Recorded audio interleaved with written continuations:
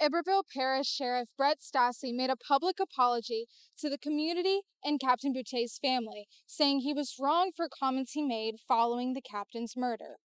All week long, we've given you a glimpse into St. Francisville history and tradition, and tonight, we're wrapping it all up at the annual Witches Ride. A recently released audit shows over $30,000 of equipment stolen from parks just like this one. More than 3,000 people have joined a class action lawsuit filed against Smitty Supply following its explosion in August. I'm in North 23rd and Main Street, where fire officials are hard at work putting out a fire right next to a school. The Baton Rouge Fire Department says the call for service came in around 2:55 this afternoon. South of the Border has been a staple in the St. Francisville community since 1947. After closing for 2 years, its doors are back open with new owners ready to continue the legacy the restaurant has had for decades. What do Britney Spears, Gwen Stefani, and Lady Gaga all have in common? Well, yes, they're all female pop stars, but they're also all part of a display here on Bocage Boulevard. Rebecca Herod, the mother of skeletons, says the inspiration for her spooky display came from a skeleton house in New Orleans. But she did not know it would gain attention from people all around Baton Rouge. I didn't realize it. I thought I was doing it for the neighborhood. And then we just have crowds. Neighbors say they have seen many people line up to view the display. The other day I was here and I saw like 8 cars parked out. And they were all like taking pictures or just taking a look at the skeletons, and that was very cool. The graveyard features local celebrities like Graham Mulkey and Shaquille O'Neal. Herod also displays nationally known celebrities like Travis Kelce and Taylor Swift, and movie stars like Scary Potter and Goose. They all write themselves. The skeletons are decorated with wigs, thrift store outfits, jewelry, and a lot of lipstick. As Meghan Markle would say, it's all in the details. The mother of skeletons plans to continue the celebrity graveyard for future Halloweens. We're going to have to do it better. I don't want to be worse, so we're going to have to go bigger. The display has a frightfully fun Instagram page at Celebrity Graveyard. Reporting in Baton Rouge, Chloe Franklin. On Tuesday afternoon, the Baton Rouge Fire Department received a call for service regarding a burning building on North 23rd Street and Main Street. The caller, Michael Sanders, told 911 operators he saw smoke billowing out of a wooden addition of this building.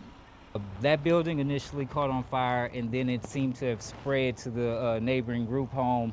The building, Maxima Industries, is a day program that provides social services to individuals in need. Sanders and his father ran to the buildings to tell the people near the building to evacuate the area. The people outside of the building, they hadn't realized what was going on. I mean, so close right next door. So it was great that we were able to inform them and get them to a safer area.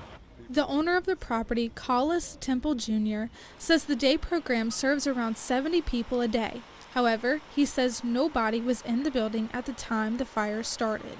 The few guys that were left were in the process of being picked up and taken home, so nobody was in the building, as I appreciated. I wasn't here. Temple owns 2 buildings on this particular property. He says the building that caught fire is where the day program is held. Where this smoke and this fire was is what was being used. It's what is being used. There are no reported injuries from the fire. This is the second property owned by Temple that has caught fire this year. The Baton Rouge Police Department responded to a call early Friday morning about an empty running vehicle that was parked at the Triangle Market on Scenic Highway. Upon further investigation, police found the body of James Critney beaten and shot. Patrol officers responded to what was a suspicious incident. Vehicle parked in a parking lot, still running, no one inside, and unfortunately, they found Mr. Critney deceased. Critney's sister, Melanie, says the family does not understand why he was attacked or why he was at Triangle Market.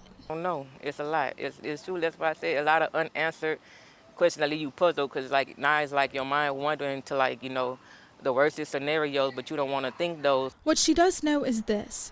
Critney took his dad's car out Thursday night. On Friday morning, he was found dead. Because I don't see the reason why. Why would you, targeting him? He was he didn't, he wasn't into nothing. And that was I just don't understand why. Melanie never expected her brother to die at only 25 years old. Because I know people say, you know, get life insurance, stuff like that, but most families can't afford life insurance, because I know we one of the families that can't afford it.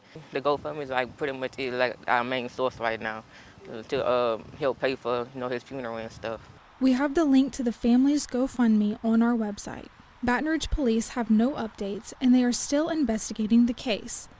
They say anyone with any information should call Crime Stoppers.